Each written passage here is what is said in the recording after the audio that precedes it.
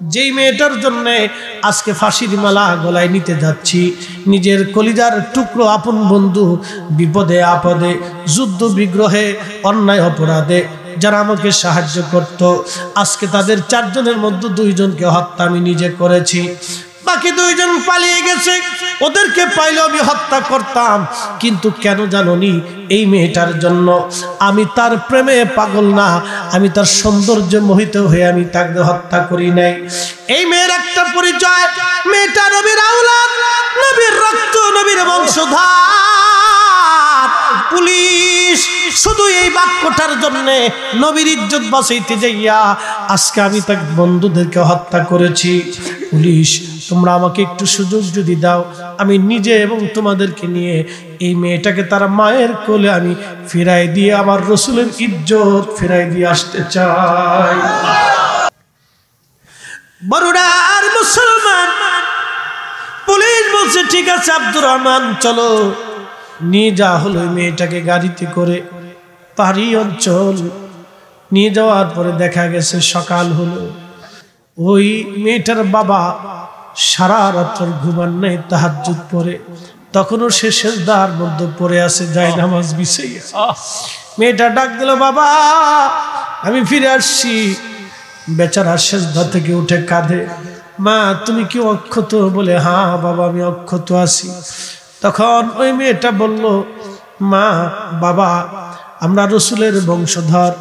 এই কথাটা শোনার জন্যে যে যুবককে পুলিশে ধরে নিয়ে আসছে, এই আব্দুর রহমান তার আপন বন্ধুদেরকে হত্যা করে আজকে আমার ইজ্জত সে বাঁচিয়েছে। আব্বা জান, আল্লাহর জবান আল্লাহ বলছে, বান্দা তুমি যদি আমার উপরে 100% পিওর ভরসা করো, আমি আল্লাহ তোমার জন্য যথেষ্ট হয়ে যাব। ও বাবা বরুড়ার মুসলমান, এখানে কেউ ধনী আছে, কেউ দরিদ্র আছে, কেউ মিসকিন আছে, কেউ অভাবী আছে, কেউ ভিখারি আছে, কেউ রাজা আছে, কেউ প্রজা আছে, কেউ শিক্ষিত, কেউ অশিক্ষিত। এই শ্রেণীভাগটা আমার আল্লাহ পাক মানব জাতির মধ্যে দিলেন মানব জাতিকে পরীক্ষা করার জন্য। মানব জাতিকে পরীক্ষা করার জন্য কে আল্লাহর প্রতি কৃতজ্ঞ হয়, কে আল্লাহর প্রতি কৃতজ্ঞ হয়। আমি ফরিদি সাহেবকে আল্লাহ বক্তা বানাইছে আল্লাহর প্রতি কৃতজ্ঞ হওয়ার জন্য। মাহফিল কমিটিকে সাজানোর তৌফিক দিছে আল্লাহর কৃতজ্ঞ হওয়ার জন্য। এই যে আপনারা বৃষ্টি নামার বড় মাহফিল ছাড়েন নাই, মাহফিল থেকে আপনারা চলে যান নাই, মাহফিল বন্ধ করেন নাই। আজকে যদিও মাহফিল সংক্ষিপ্ত হোক আর বেশি হোক, বিঘ্ন ঘটুক আর যাই ঘটুক, আমরা কিন্তু পরীক্ষায় পাস। কি কথা কোন ঠিক কিনা? আমরা পরীক্ষায় পাস, কারণ বৃষ্টি মাথায় নিয়ে মাহফিলের মধ্যে বসে গেছি। বৃষ্টি গায়ে ঝরতেছে, পড়তেছে, আমরা মাহফিল থেকে যাই নাই। কিন্তু জানা ওই আপনার কি বলে বাজারে ঘাটে রাস্তাঘাটে ঘুরতেছে, বাদাম চানাচুর যারা খাচ্ছে, তারা কিন্তু পাস করতে পারে নাই। প্রশ্ন করবেন মুফতি সাহেব কারণ কি? কারণ হলো এটা, আপনারা যারা বইছেন আজকে ক্লাসের সাথে বসছেন, কারণ এই বৃষ্টির ভিতরে কেউ ওয়াজ শুনতে চায় না। সবার চিন্তা ঘরে চলে যায়, ইউটিউবে ওয়াজ শুনতে পারবো। ফরিদি সাহেবের ওয়াজ ইউটিউবে হাজার হাজার আছে, সার্চ দিয়ে ঘরের মধ্যে বসে বসে শুনবো, সরাসরি না শুনলেও চলবে। কিন্তু নাই, চিন্তা করেন নাই, একটাই চিন্তা, আল্লাহর জান্নাতের বাগানে, রসুলের প্রেম বাগানে বসি, বৃষ্টির চিন্তা করা যাবে না। বন্ধু, এইরকম ইমান একিন যতক্ষণ আমাদের মধ্যে থাকবে, তত সময় পর্যন্ত দ্বীন এবং সুন্নিয়ত জমিন থেকে হারাবে না। কথা বলেন ঠিক কিনা? বড়ুড়ার মুসলমান, একটা ঘটনা না বললেই নয়, বিশ্ববিখ্যাত একটা ঘটনা ওই ব্রিটিশ আমলে ঘটেছিল। বহু মানুষ এই ঘটনার সাক্ষী। ব্রিটিশদের ভিতরে ওই সময় বড় বড় ডাকাত ছিল। আমাদের দেশে এরকম এক সময় ডাকাত ছিল, ডাকাতদের সর্দার ছিল সর্বহারা। এরপরে বিভিন্ন পার্টি, বিভিন্ন সংগঠন ছিল ডাকাতদের, তারা বিভিন্ন জায়গায় ডাকাতি করত। ধনী ধনী ব্যক্তিদের বাড়ি সিটি পাটায় ডাকাতি হতো, হইতো না আগে? এরকম ডাকাত ছিল, সংঘবদ্ধ ডাকাত। 2 গ্রুপে গ্রুপে মারামারি করত, খুন খারাপি করত, অশান্তি করত। তো ব্রিটিশ আমল দিল্লির একটা ডাকাত ছিল, এই ডাকাতের নাম ছিল আব্দুর রহমান। খুব দুর্দর্শ ডাকাত ছিল। বছরের পর বছর দিল্লির পুলিশ তাকে খুঁজে, কিন্তু কোনো মতে আব্দুর রহমানকে ধরতে পারে না। বিরাট বড় শক্ত ডাকাত। তার এই ডাকাতির প্রথাও সিস্টেম ছিল খুব আধুনিক, এবং তার বন্ধু বান্ধবরা ছিল খুব শক্ত। একদিন ওই দিল্লির ডাকাত আব্দুর রহমানের তাদের যে আস্তানা ছিল, আস্তানায় তার বন্ধু বান্ধব যারা ছিল, সহযোগী যারা ছিল, তারা ডাকাতি করতে গেছে পাহাড়ি এলাকায়। পাহাড়ি এলাকা থেকে একটা সুন্দরী মেয়েকে ধরে নিয়ে আসছে, পরমার সুন্দরী, চেহারাও খুব নুরানি। বন্ধু খুব ভালো করে দেখবেন, আমাদের দেশে কিছু মেয়ে আছে চেহারা খুব সুন্দর নুরানি, আবার কিছু আছে মেকআপ করে সুন্দর হয় না, এটার ভূতের মতো দেখা যায়, ইজলের মতো লাগে। কথা খারাপ কিছু মেকআপ সেকআপ করে, আল্লাহ চুল বানাইছে কালা, ও মেকআপ করে চুল বানাইছে সাদা, এটা দেখতে মনে হয় একটা আজাজিলের খালা। তো কথা খারাপ কিছু। এই টিকটক কোম্পানি ভালো করে শুনে দাও তোমরা, এই টিকটক বেডি যারা আছে, চুল আল্লাহ বানাইছে কালা, ও বানাইছে সাদা, এক পাশ দিয়ে সাদা, এক পাশ দিয়ে লাল, আর এক পাশ দিয়ে ওই আর এক কালার, এই বিভিন্ন কালার করে দেখলি মনে হয় এটা শয়তানের নানি। খুব মনোযোগ দিন, আল্লাহ তার একটা সৌন্দর্য দিছে, এর কাটিয়া সিটিয়া মেকআপ সেকআপ করিয়া আলতা মাখায়, সুন মাখায়, এরপরে পাউডার মাখায়, এটা সেটা মাখাইয়া চেহারাটাকে বত্তা বানাই ফেলছে। চেহারার দিকে তাকাইলে মনে হয় এটা শয়তানের খালা। ইজলে না বেডি চিনা যায় না, কিন্তু যেই নারীরা 5 ওয়াক্ত নামাজ পড়ে, পর্দা করে, আল্লাহ তাদের চেহারাকে নুরানি বানায় দেয়, মায়াবী বানায় দেয়। কথা কর, এখানে মেকআপ লাগে না, সিকাপ লাগে না, লিপস্টিক লাগে না, আলতা লাগে না, সোনু লাগে না, এদের অজুই হলো মেকআপ, এদের লিপস্টিক হলো অজু। অজু করলে আল্লাহ তাদেরকে সুন্দর বানায় দেয়। বন্ধুগণ আমার, বলছিলাম ডাকাত আব্দুর রহমানের কথা। পরমা সুন্দরী একটা মেয়েকে ওরা ধরে নিয়ে আসছে। আগের যুগের ডাকাতদের এরকম অত্যাচার ছিল। আহা, ধরে নিয়ে আসার পরে ওই মেয়েটাকে তারা অত্যাচার করবে, নির্যাতন করবে, সিদ্ধান্ত নিল তারা। কিন্তু মেয়েটা একটা কথা বলে বারবার কাঁদতেছিল, মে আওলাদে রসুল হো, মে সৈয়দ হো, আমি নবীর আওলাদ, নবীর বংশধর, খোদার দোহাই দিয়ে বলছি তোমার আমার সম্মান নষ্ট করো না। একবার জোরে বলা যাবে কি মারহাবা। কোন ডাকাতের মনে মায়া লাগতো না, কিন্তু আব্দুর রহমানের অন্তরের ভিতরে ভালোবাসা লেগে গেল। আব্দুর রহমানের অন্তরের মধ্যে মায়া লেগে গেল।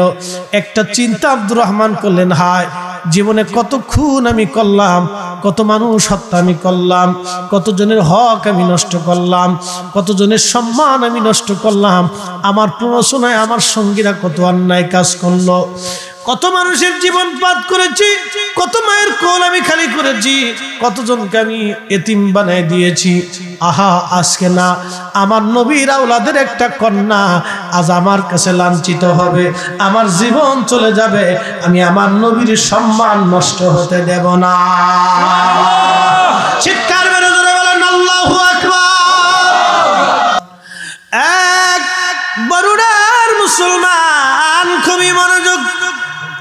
আব্দুর রহমান ডাকাত বন্ধুদেরকে ডেকে বলল, বন্ধুরা তোমাদেরকে একটা কথা বলি, শোনো, এই মেয়েটার দিকে তোমরা কুনজরে তাকাবা না, সাবধান, এই মেয়েটা আজকে আমার মেহমান, তোমাদেরকে সতর্ক করলাম, এর দিকে তোমরা হাত বাড়াবা না। সাথীরা, সঙ্গীরা, সহযোগীরা বলল, আব্দুর রহমান তুমি কি মনে করো আমাদেরকে ধোঁকা দিয়ে তুমি একাই ভোগ করবা? আব্দুর রহমান বলল, না বন্ধুরা, তোমাদেরকে তার পরিচয় দিয়ে যাই। জীবনে বহু অন্যায় আমরা করেছি, বহু অপরাধ আমাদের জীবনে হয়েছে, অনেক মায়ের কোল খালি করেছি, অনেক সন্তানকে আমরা এতিম বানিয়েছি, মানুষের হক আমরা নষ্ট করে করে জোর করে করে নিয়ে আসছি। আব্দুর রহমান বলতেছে, শোনো বন্ধুরা, তোমরা যেই মেয়েটাকে ধরে নিয়ে আসছো তার পরিচয় কি তোমরা জানোনি?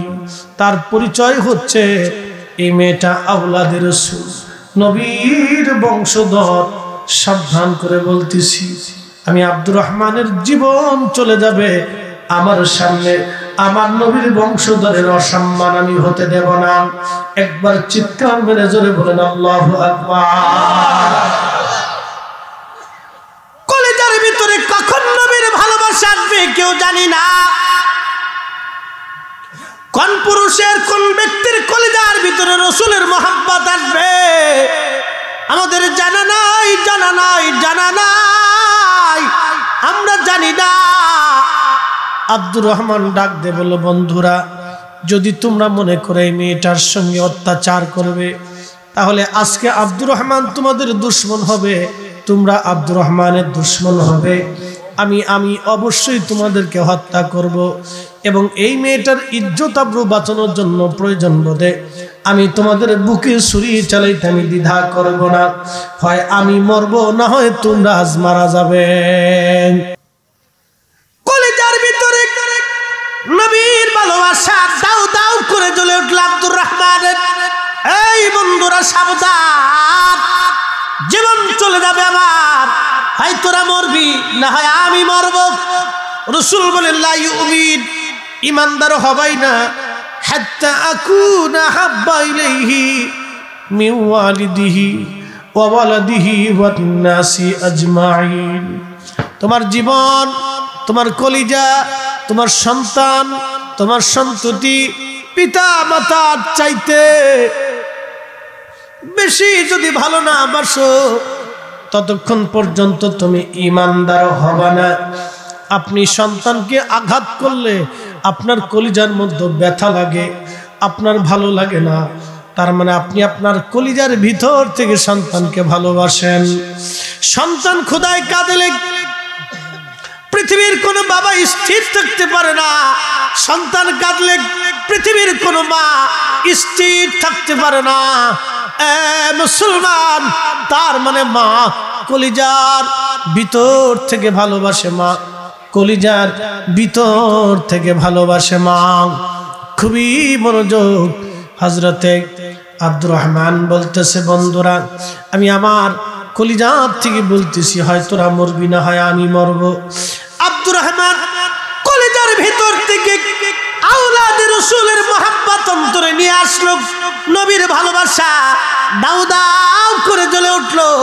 হে বরুণার সুন্নি মুসলমান, এই মাহফিল থেকে আমরা বুঝি আমাদের কলিজায় ব্যথা লাগে যখন আল্লাহর নবীর শানকে কেউ ছোট করে বলে, তখন আমরা সুন্নিরা বরদাস্ত করতে পারি না, আমাদের কলিজার মধ্যে ব্যথা লাগে, ব্যথা লাগে। কথা বলেন ঠিক কিনা? এটা আমাদের সহ্য হয় না। আমরা রাসূলের শানকে কেউ ছোট করে দেখলে আমরা এটা মেনে নিতে পারি না।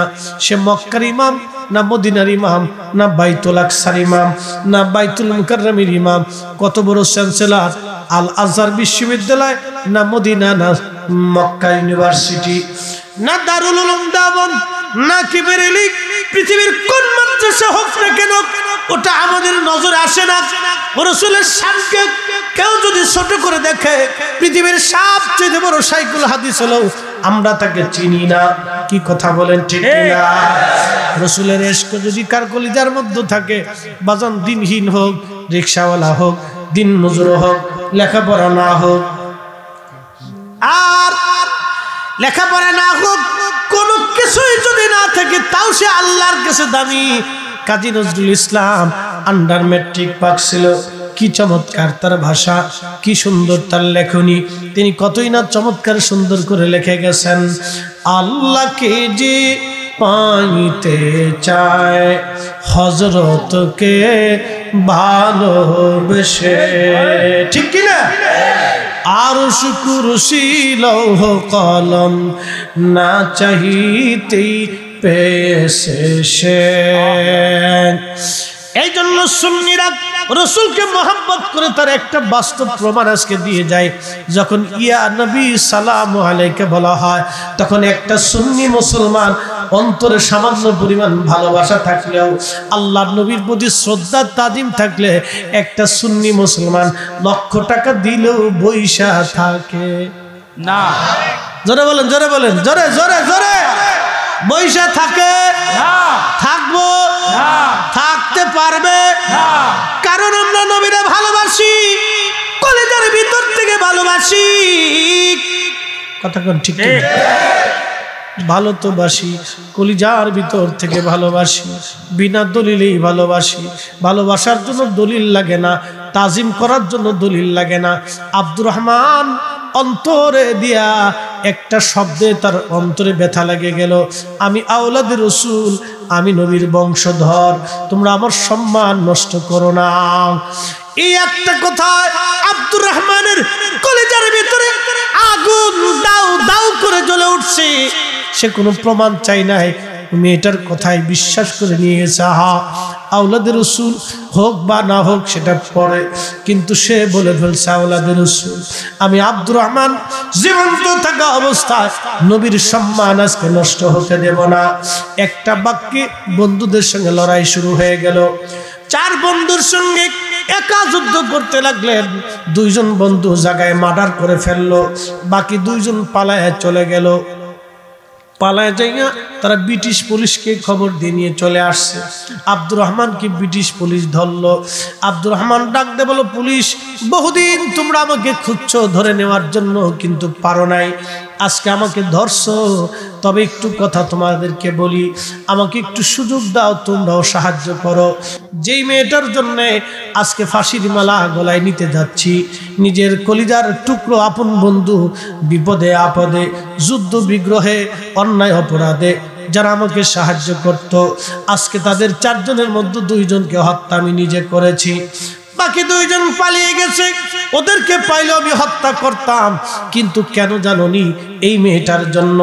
আমি তার প্রেমে পাগল না, আমি তার সৌন্দর্যে মোহিত হয়ে আমি তাকে হত্যা করি নাই। এই মেয়ের একটা পরিচয়, মেয়েটা নবীর আওলাদ, নবীর রক্ত, নবীর বংশধর। পুলিশ শুধু এই বাক্যটার জন্য নবীর ইজ্জত বাঁচাইতে যাইয়া আজকে আমি তার বন্ধুদেরকে হত্যা করেছি।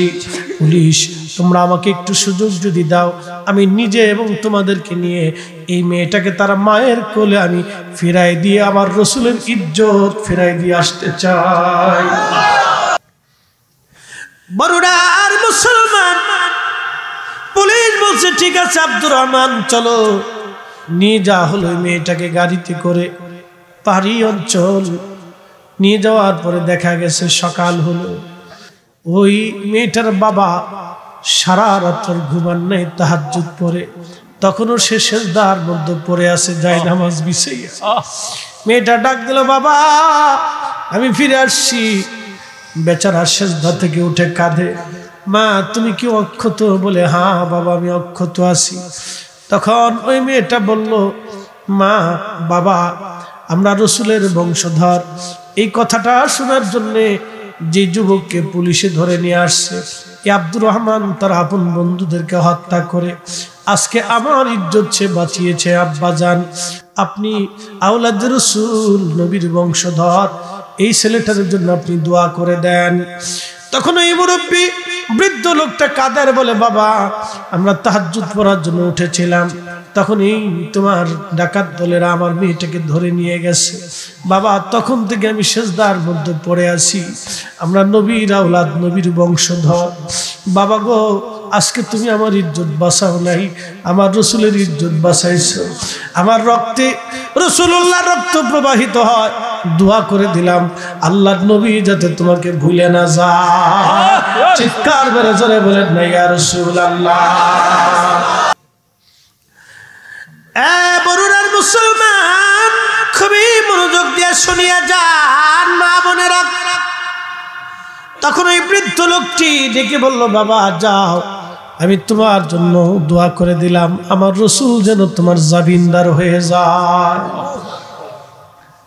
তখন আব্দুর রহমান চলে আসছে, কোর্ট আদালত বসে গেল।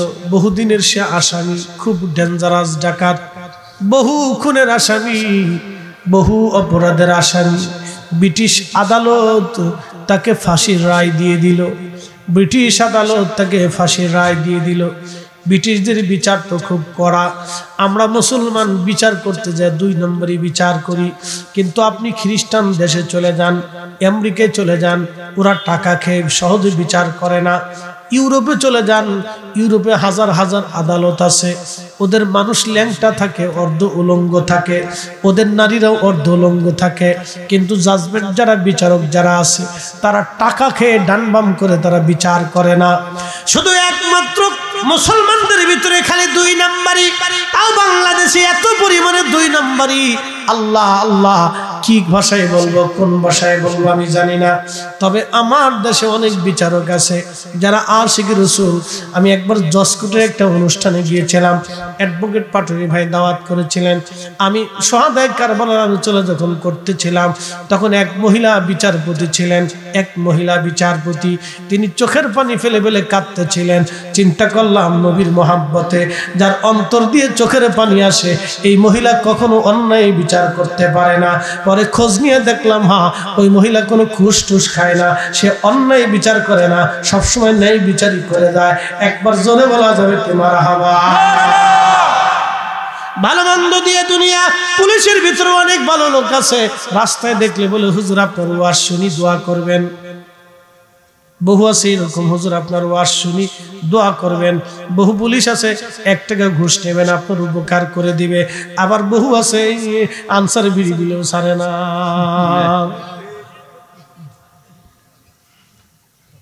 ভালো মন্দ দিয়ে দুনিয়া সব জায়গায় আছে। আমরা বাংলাদেশে অনেক মসজিদ কমিটি আছে টাকা চুরি করে খায়। আজকে খবরে দেখলাম একজন প্রার্থী মসজিদের টাকা চুরি করে ঋণ পরিশোধ করছে। কি চোরের চোর আপনি চিন্তা করেন, ও আন্তর্জাতিক 23 চোর। ওরা যদি অর্থমন্ত্রী বানাই দেওয়া যায়, আমরা দেশে জুতা পর্যন্ত চুরি করে বেঁচে ফেলবে। 3.5 কোটি টাকা। আস্তাগফিরুল্লাহ আলাযীম, লা হাওলা ওয়ালা কুওয়াতা ইল্লা বিল্লাহ। একদিন লাকসামে গেলাম, এক চেয়ারম্যান আমার হাত ধরে বলতেছে হুজুর প্রত্যেকদিন আপনার ওয়াজ শুনি, আল্লাহর কসম করে বলি এই মাহফিল সাক্ষী আমি 1 টাকাও মানুষের ডাইন বাম করি না। আমি আমার মায়ের দোয়ায় চেয়ারম্যান হয়েছি, আমি সিগনেচার করতে পারি না। আমি বললাম মাশাআল্লাহ, আল্লাহ আপনারা হায়াত দিক, আপনি কোনো মানুষের হক নষ্ট করেন না। হুজুর আমার বেতনের টাকাটাও আমি মানুষের দিয়ে দেই। আমি বললাম তাহলে আরো ভালো। ভালো মন্দ দিয়ে দুনিয়া কি কথা কর না, আছে না? বহু ভালো লোক আছে, হাজার হাজার। এখানে ভালো লোক আছে বিদায় এখনো সমাজ চলতেছে, রাষ্ট্র দাঁড়াই রয়েছে, সমাজ এখনো বিচার পাইতেছে, এখনো সৎ লোকের আছে। আল্লাহ আমাদেরকে এই সৎ লোকগুলিদেরকে আল্লাহ যেন হায়াতের মধ্যে অপরন্ত বরকত দিয়া সুস্থতার সাথে যেন আল্লাহ তাদেরকে সৎ কাজ করার তৌফিক দেয়, বলে না আমিন। বন্ধু আমার খুবই মনোযোগ দিয়ে কথাগুলি শুনে যাবেন। বিচার আদালত বসলো, আব্দুর রহমানের মৃত্যুদণ্ড হলো, ফাঁসির রায় হয়ে গেল।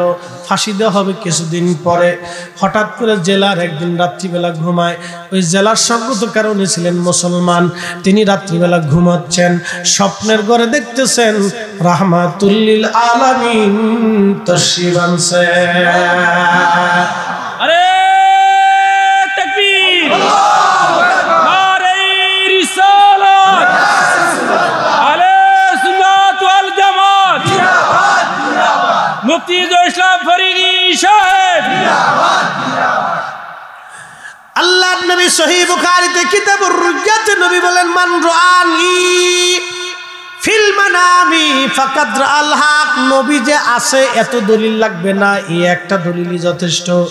মান রাআনি ফিল মানাম, স্বপ্নে যদি কেউ আমি নবীরে দেখে, ফাকাদ রাআল হক, সত্যই আমি নবী দেখছে।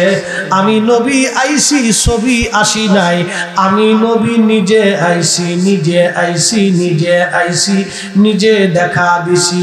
তার মানে 1450 বছর আগেও নবী স্বপ্ন দেখা দিয়েছে, 1450 বছর পরেও নবী স্বপ্ন দেখা দেয়। কিয়ামতের একদিন পর্যন্ত নবী স্বপ্ন দেখা দিবে। তার অর্থই হচ্ছে নবীর জায়গা নবী আছে, নবীর জায়গা নবী আছে, নবীর জায়গা নবী আছে, নবীর জায়গা নবী আছে, উম্মতের চোখের জায়গা চোখ নাই। কথা কোন ঠিক কিনা? অন্ধ সূর্য না দেখলে সূর্যের দোষ হয় না, এটা অন্ধের দোষ। চামচিকে সূর্যের আলো সহ্য করতে পারে না, সূর্যের আলো তার গায়ে লাগলে তার জ্বালা যন্ত্রণা বাড়ে, এই জন্য সে সারাদিন গর্তের মধ্যে লুকায় থাকে, আর রাত্রিবেলা সে অন্ধকারে ঘুরে ঘুরে বেড়ায়। বড়রার মুসলমান খুবই মনোযোগ দিয়ে শুনে যাবেন, রাসূল 1450 বছর আগে ডিক্লেয়ার দিয়ে দিল, উম্মত স্বপ্নে যদি দেখো তো আমাকেই দেখছো। তার অর্থ হলো আমাদের স্বপ্ন আর নবীর স্বপ্ন এক না। আমরাও অনেক সময় স্বপ্ন দেখি, চাচারে দেখি, বোনের দেখি, সন্তান দেখি, বিটিরে দেখি, কন্যা দেখি, নিজের বউকেও স্বপ্ন দেখি, নিজের পছন্দের মানুষকে আমরা স্বপ্ন দেখি, কিন্তু এইটা বাস্তব না। আল্লাহর নবীর স্বপ্নটা বাস্তব, তার মানে নবীও বাস্তব, নবী আইসে বাস্তব, নবী দেখা দিছে বাস্তব, নবী আসেও বাস্তব। এজন্যই নবী হায়াতুন নবী, নবী জিন্দা নবী, নবী দেখতে বলা নবী, নবী নাজির নবী, নবী হাজির হইতে পারে, নবী আসতে পারে, উম্মতের খবর নিতে পারে, উম্মতের হাল জানে, উম্মতের অতীত জানে, উম্মতের বর্তমান জানে, উম্মতের ভবিষ্যৎ যেই নবী জানে তিনি নবী, নবী, নবী, নবী। আমরা বিনা দলিলে সেই নবী মেনে থাকি। কথা বল ঠিক কিনা? আমরা দলিল লিখতো না, আর যারা দলিল তালাশ করে, দলিল খুঁজতে থাকেন, আপনি খুঁজতে খুঁজতে কবরে চলে যাবেন, নবী পাবেন না। নবী পাইতে হলে দলিল দিয়ে নবী পাওয়া যায় না, ইশকে রাসূল দিয়ে নবী পাইতে হয়। আব্দুর রহমানের মতো ডাকাত রাসূল পেয়ে গেছে ভালোবাসা দিয়া। কি কথা ঠিক না? কি দিয়া? ভালোবাসা দিয়ে আব্দুর রহমানের মতো ডাকাত নবী পাইয়া গেল।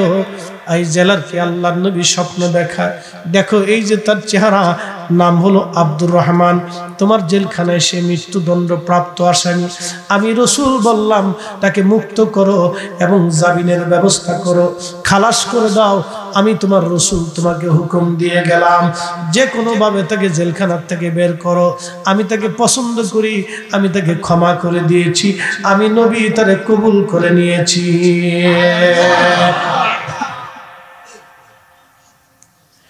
চিন্তা করতে পারেন তো কি কঠিন কথা। জেলারের ঘুম ভেঙে গেল, তাহাজ্জুদ নামাজ পড়লেন তিনি, ফজরের নামাজ পড়লেন, অফিস টাইম অফিস আসলেন। এই অফিস টাইম আসার পরে তিনি সবাইকে ডাকলেন, আমার জেলখানার ভিতরে কয়েদি আছে আব্দুর রহমান নামে একজন মৃত্যুদণ্ড প্রাপ্ত আসামি, তাকে ডেকে নিয়ে আসো। তাকে জেলখানার থেকে ডেকে আনা হলো, হাতে করা পায়ে বেরি অবস্থায় নিয়ে আসছে, জেলার চেয়ারের মধ্যে বসা। আব্দুর রহমানের চেহারাখানা দেখার সঙ্গে সঙ্গে জেলার চেয়ারটা ছেড়ে দিয়ে, চোখের পানি ছেড়ে দিয়ে বলল, আব্দুর রহমান রে, তুমি আমার চেয়ারের মধ্যে বসো, তুমি আমার চেয়ারের মধ্যে বসো। আব্দুর রহমান কেঁদে দিয়ে বলল, জেলার আপনি কেন আপনার চেয়ার আমাকে বসাচ্ছেন? আব্দুর রহমানকে জেলার ডাক দেখায়, আব্দুর রহমান রে, আজকে তোমার কারণেই রাহমাতুল লিল আলামিনকে দেখার সৌভাগ্য আমার হয়েছে।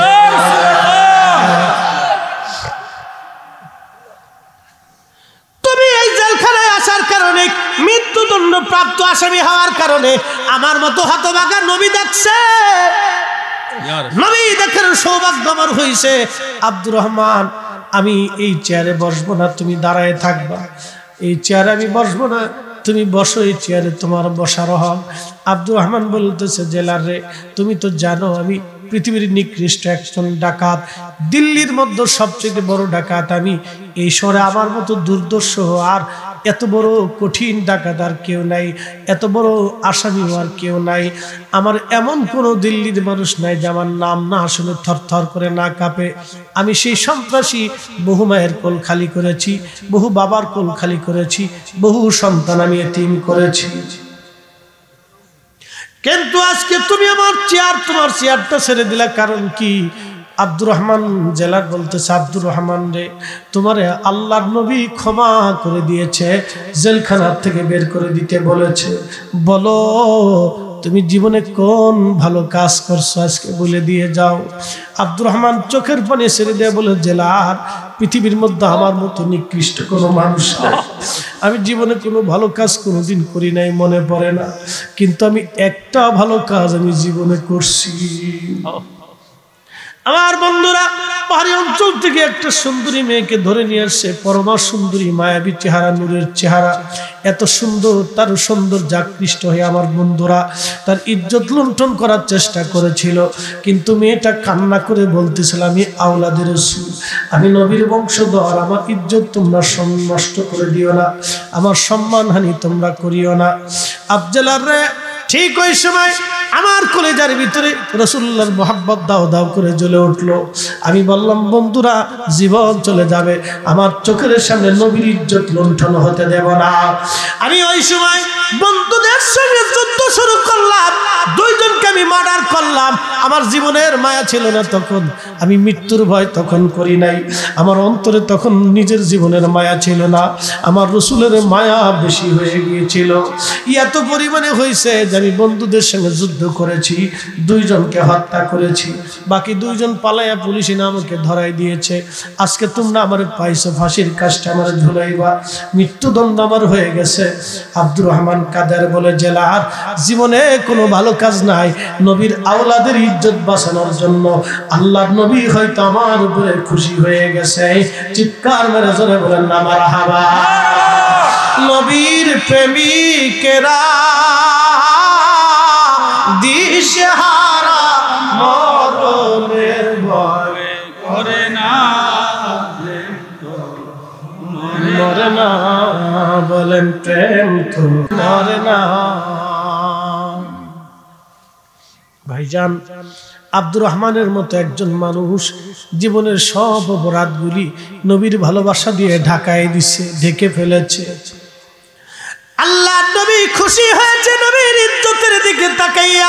কুরআন বলতেছে, ওয়ালিল্লাহিল ইজ্জাতু ওয়ালিরাসূলিহি ওয়ালিল মুমিনিনা ওয়ালাকিন্নাল মুনাফিক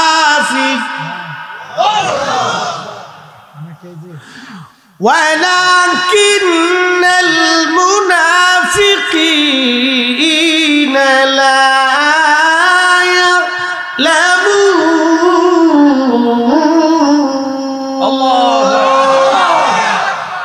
আল্লাহর কোরআন বলে, ওয়ালিল্লাহিল ইজ্জা, ইজ্জত আল্লাহর জন্য, ওয়ালি রাসূলিহি, আমার নবীর জন্য। আল্লাহর পরেই নবীর ইজ্জত, আল্লাহর পরে নবী মানতে হবে। আতিউল্লাহ ওয়া আতিউর রাসূল, আল্লাহ মানার পরে নবী মানতে হবে, আল্লাহ মানার পরে নবী মানতে হবে। লিতুমিনু বিল্লাহি ওয়া রাসূলিহি, আল্লাহর উপরে ঈমান আনার পরে নবীর উপরে ঈমান আনতে হবে।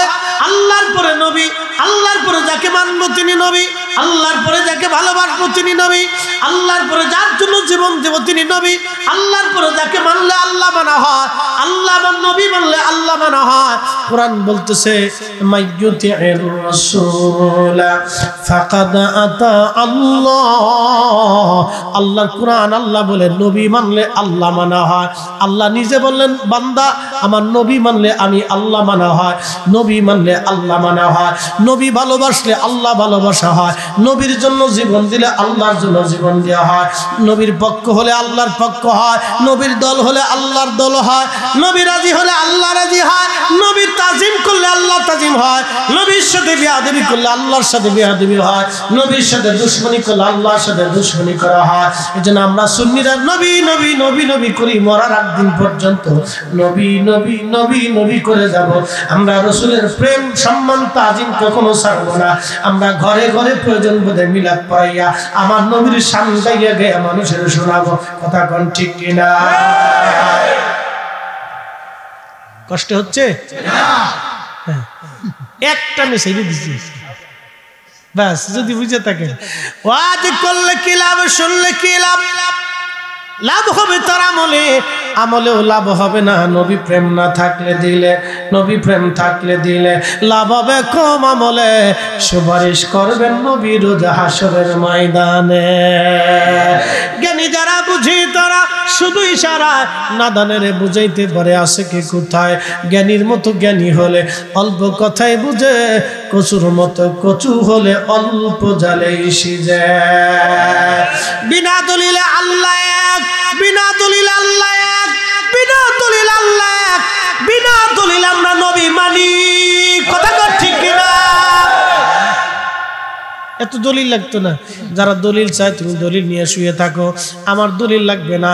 আব্দুর রহমান নবী পেয়ে গেল দলিল ছাড়া, ভালোবাসা দিয়া। হযরত বেলাল নবী পেয়ে গেল ভালোবাসা দিয়া। ওয়াসাল কারনি নবী পাইল ভালোবাসা দিয়া। হানজালা নবী পাইল ভালোবাসা দিয়া। মালিক ইবনে সানানা নবী পাইল ভালোবাসা দিয়া। হযরতে জুলাইবি নবী পাইল ভালোবাসা দিয়া। সাহাবীরা নবী পাইল ভালোবাসা দিয়া। হযরত আলী নবী পাইল ভালোবাসা দিয়া। উসমান নবী পাইল ভালোবাসা দিয়া। ওমর নবী পাইল ভালোবাসা দিয়া। আবু বকর নবী পাইল ভালোবাসা দিয়া। সব সাহাবীরা জীবনের চাইতে নবীকে ভালোবাসা দিয়া তারা নবী পাইছে, আল্লাহ পাইছে। সাহাবীরা আল্লাহ চিনছে, পাথর দেখে না, আসমান দেখে না। সাহাবীরা আল্লাহ চিনছে নবী দেখে। সাহাবীরা আল্লাহ মানছে নবী দেখে। সাহাবীরা আখিরাত চিনছে নবী দেখে, কবর চিনছে নবী দেখে। আল্লাহ বিশ্বাস করছে নবী দেখে, ফেরেশতাও বিশ্বাস করছে নবী দেখে, আখিরাত বিশ্বাস করছে নবী দেখে। সাহাবীরা নবী দেখে আল্লাহ চিনছে, আল্লাহ মানছে, আল্লাহ বুঝছে। কথা কোন ঠিক কিনা? বেটিরা আছে আরে সম্পূর্ণ মহিলারা ওয়াজ শুনে বেশি। মহিলাদের আবার বিড়ি টানার অভ্যাস নেই, এই দিক দিয়ে আবার খালি পান খায়, বিড়ি বুড়ি টানে না। এখানে চিন্তা ভাবনা নাই, এরা মাহফিলে এসে চুপচাপ বসে থাকে আর ওয়াজ শোনে। বেটারা খালি সার্ফেস দিয়ে ঘুরে আর খালি বিড়ি টানে। যাদের বিড়ি টানার অভ্যাসে চিন্তা করে একটু শরীরে হিট মেরে আসে, তো হেঁটে যায় মনে করেন যে 2-3 টান টুন দিয়ে শরীরে গরম করে আবার আসে, তো জ্বালা যন্ত্রণা। তো এই দিকটা আবার মহিলারা বালা, এদিকে আবার মহিলাদের চিন্তা নেই। আল্লাহ তাদেরকে হায়াত দিক, আল্লাহ বরকত দিক। মা জাতি যদি শ্রেষ্ঠ হয় তাহলে এই জাতি শ্রেষ্ঠ হয়ে যাবে। কথা ঠিক কিনা? একটা কথা তথ্য আজকে আপনাদেরকে দিয়ে যাই। এই যে বৃষ্টি নামতেছে, আমাদের দেশে অনেক নারীরা অন্তঃসত্ত্বা হয়, গর্ভবতী হয়। মায়ের পেট দিয়ে আমরা দুনিয়াতে আসছি। মায়ের পেট ছাড়া দুনিয়াতে আসার কোনো সিস্টেম আমাদের নাই। কথা ঠিক কিনা? ফরিদি সাহেব যত বড় মুফতি সাহেবই হোক, আমার মায়ের পায়ের নিচে কিন্তু আমার জান্নাত। মায়ের খেদমত ও সন্তুষ্টি দিয়ে আমাকে জান্নাত নিতে হবে। 1000 বছর ওয়াজ করলেও জান্নাত মিলবে না। এই কথা কোন জোরে বলেন? 1000 বছর এই ওয়াজ করলেও জান্নাত মিলবে না যদি আমার মা আমার বাবা অসন্তুষ্ট থাকে। বুঝতে পারছেন?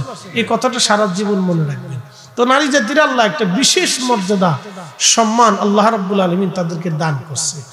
মা মহিলারা পেটে যখন বাচ্চা ধারণ করে অন্তঃসত্ত্বা হয়, বাচ্চা কনসেপ্ট হয়, তখন ডাক্তাররা পরামর্শ দেয় আপনি ভালো খাবেন, ভালো পড়বেন, ভালো ঘুমাবেন, ভালো তো আপনার স্বাস্থ্যের দিকে নজর রাখতে হবে। প্রোটিনযুক্ত খাবার, পুষ্টিযুক্ত খাবার, আয়োডিনযুক্ত খাবার এগুলো আপনার খেতে হবে। শাক পাতা, ছোট মাছ টাছ, এই বিভিন্ন বিষয় ডাক্তাররা তাকে থিম দেয়, চিন্তা দেয়।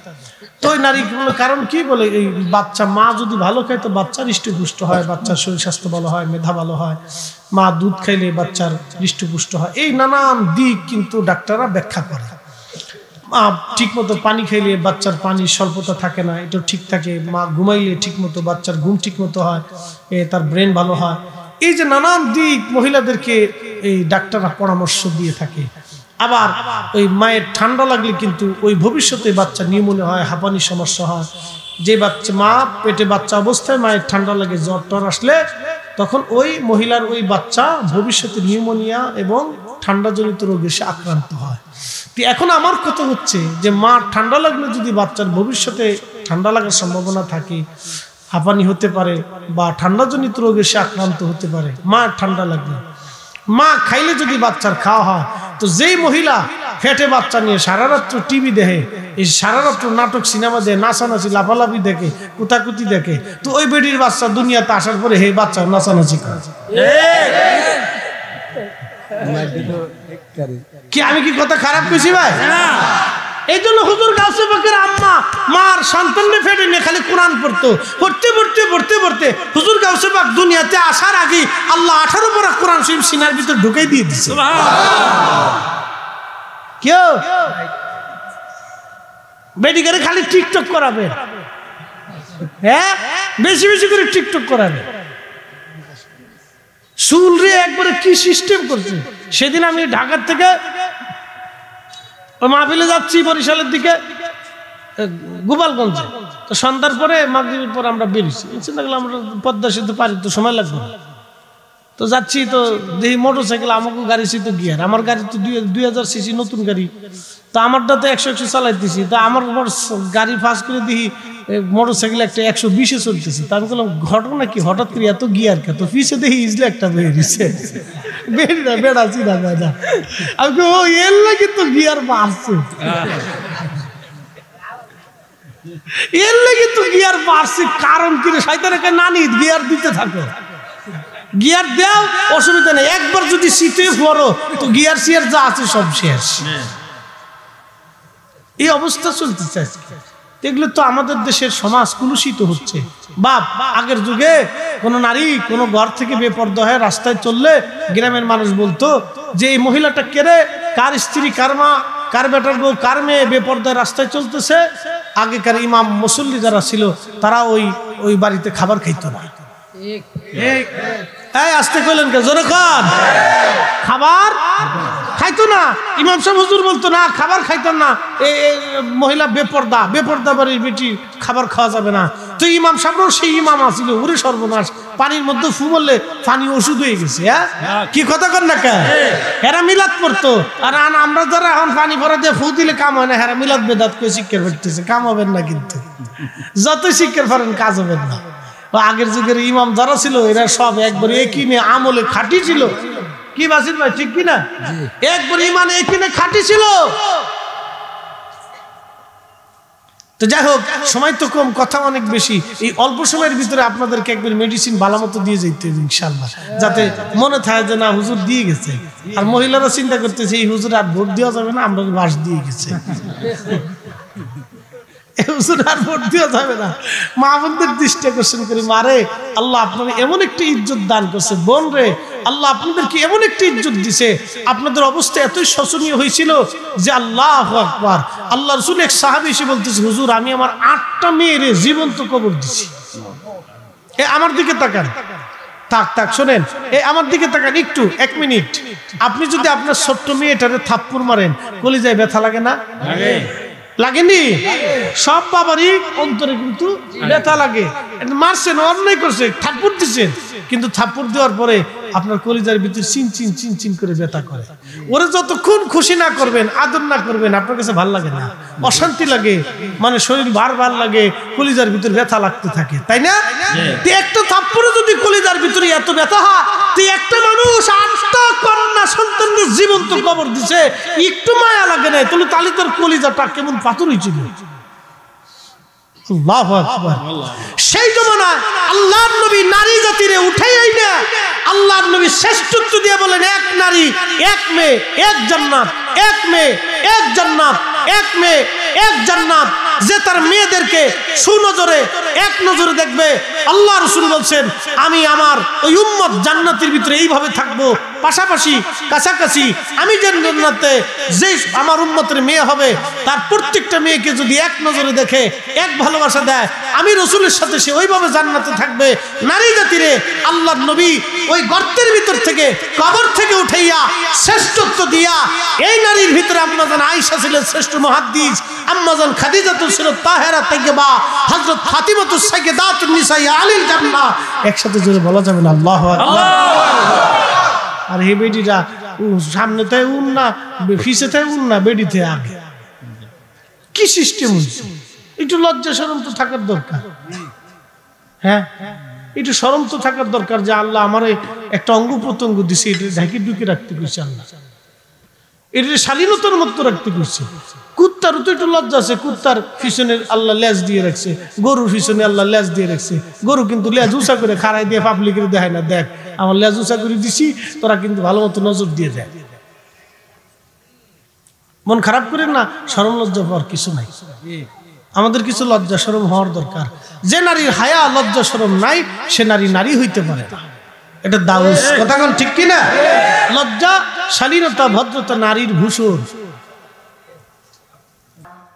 কথা ক্লিয়ার, কোনো ভেজাল নেই। রাসূল করিম সাল্লাল্লাহু আলাইহি ওয়াসাল্লামের শানকে আমি বুঝাইতে আপনাদেরকে পারবো না ওইভাবে।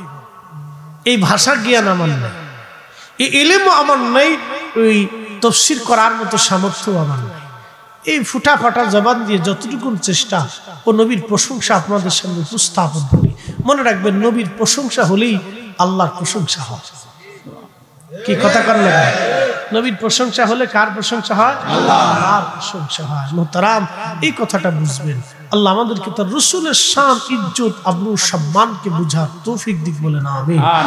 আর রাসূলের আদর্শকে নিজেদের জীবনে বাস্তবায়ন করার তৌফিক দিক। সুন্নাহ, রীতি নীতি, পথ, যেই নীতিতে যেই রীতিতে রাসূল চলেছেন সেই নীতিতে সেই রীতিতে আমাদেরকে চলতে হবে। আচ্ছা বলেন, নবী জীবনে মিথ্যা কথা বলছে মনে 2-1 বার? মানুষ ঠকাইছে মনে 2-1 বার? আচ্ছা আল্লাহ রাসূল মনে হয় এই 2-1 বার কারো অন্যায় ভাবে থাপ্পড় টাপুরও মারছে, অন্য বেডির দিকে টেরে টেরে চাইছে? হ্যাঁ, আল্লাহু আকবার। মহান চরিত্রের আধার। ওয়া ইন্নাকা লাআলা খুলুকিন আযীম। এক মহান চরিত্র ছিল, যেই চরিত্র না আগে ছিল না পরে হবে, না আগে ছিল না পরে হবে, না আগে ছিল না পরে হবে। আল্লাহর জবান বলতেছে আপনি মহান চরিত্রের অধিকারী। একসাথে বলা যাবে আল্লাহু আকবার। ওই চরিত্রটা আমাদেরকেও নিতে হবে। কথা কোন ঠিক কিনা? ওই চরিত্রটা আমাদেরকে নিতে হবে, নিজেদের ভিতরে আনতে হবে, গাঁথতে হবে। আল্লাহ আমাদের প্রত্যেকের তৌফিক দিক, বলেন আমিন। সময় তো কম, কথা তো অনেক বেশি। মা